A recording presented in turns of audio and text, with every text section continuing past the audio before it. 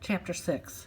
Sponge, Sponge, come here at once. Look at this. At what? It's a peach, Aunt Spiker was shouting. At what? A peach, right up there on the highest branch. Can't you see it?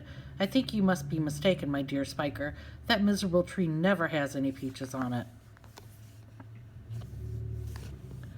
There's one on it now, Sponge. You look for yourself. You're teasing me, Spiker. You're making my mouth water on purpose when there's nothing to put in it. Why, that tree's never even had a blossom on it, let alone a peach. Right up on the highest branch, you say. I can't see a thing. Very funny. Ha ha. Good gracious me. Well, I'll be blowed. There really is a peach up there. A nice big one, too, Aunt Spiker said. A beauty, Aunt Sponge cried out. At this point, James slowly put down his chopper and turned and looked across at the two women who were standing underneath the peach tree. Something is about to happen, he told himself. Something peculiar is about to happen at any moment. He hadn't the faintest idea what it might be, but he could feel it in his bones that something was going to happen soon. He could feel it in the air around him, in the sudden stillness that had fallen upon the garden. James tiptoed a little closer to the tree. The ants were not talking now. They were just standing there, staring at the peach. There was not a sound anywhere, not even a breath of wind, and overhead the sun blazed down upon them out of the deep blue sky. It looks ripe to me, Aunt Spiker said, breaking the silence.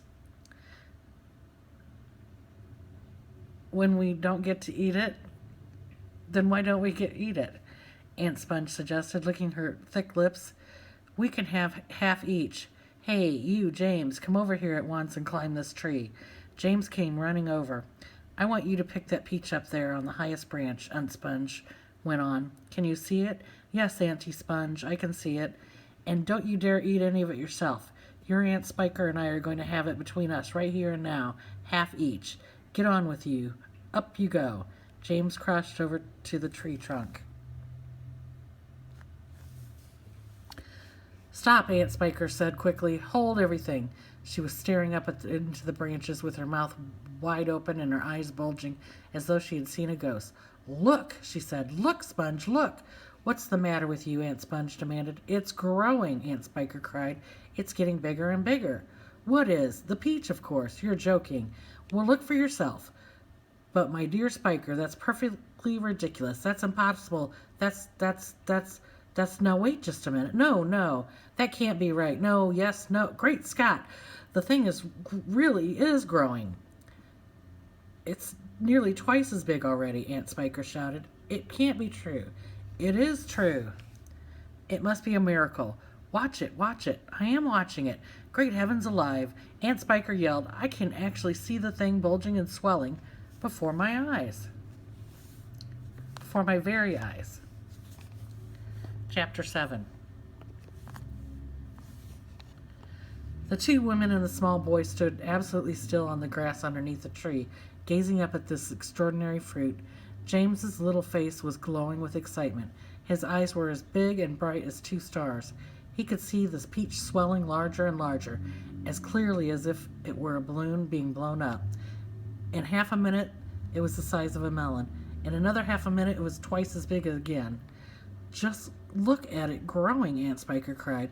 Will it ever stop? Aunt Sponge shouted, waving her fat arms and starting to dance around in circles. And now it was so big it looked like an enormous butter-colored pumpkin dangling from the top of the tree. Get away from that tree trunk, you stupid boy, Aunt Spiker yelled. The slightest shake and I'm sure it'll fall off. It must weigh 20 or 30 pounds at least. The branch that the peach was growing upon was beginning to bend over further and further because of the weight. Stand back, Aunt Sponge shouted. It's coming down. The branch is going to break. But the branch didn't break. It simply bent over more and more as the peach got heavier and heavier, and still it went on growing. In another minute, this mammoth fruit was as large and round and fat as Aunt Sponge herself, and probably just as heavy. It has to stop now, Aunt Spiker yelled. It can't go on forever. But it didn't stop. Soon it was the size of a small car and reached halfway to the ground. Both ants were now hopping around and around the tree, clapping their hands and shouting all sorts of silly things in their excitement. Hallelujah, Aunt Spiker shouted. What a peach! What a peach! Terrifico, Aunt Sponge cried out. Magnifico, splendifico. And what a meal! It's still growing. I know, I know. As for James, he was so spellbound by the whole thing that he could only stand there and stare and murmur quietly to himself. Oh, isn't it beautiful? It's the most beautiful thing I've ever seen. Shut up, you little twerp, Aunt Spiker snapped, happening to overhear him. It's none of your business. That's right, Aunt Sponge declared. It's got nothing to do with you whatsoever. Keep out of it. Look, Aunt Spiker shouted. It's growing faster than ever now. It's speeding up. I see it, Spiker. I do, I do. Bigger and bigger, the peach grew, bigger and bigger and bigger.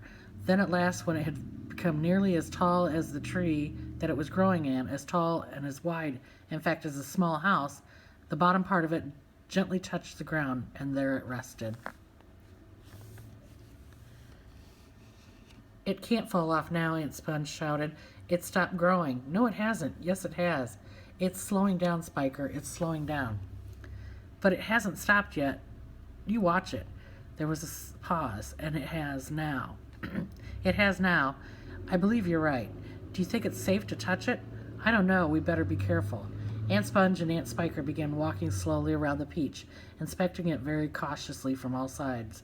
They were like a couple of hunters who had just shot an elephant and were not quite sure whether it was dead or alive, and the massive round fruit towered over them so high they looked like midgets from underneath the world beside it.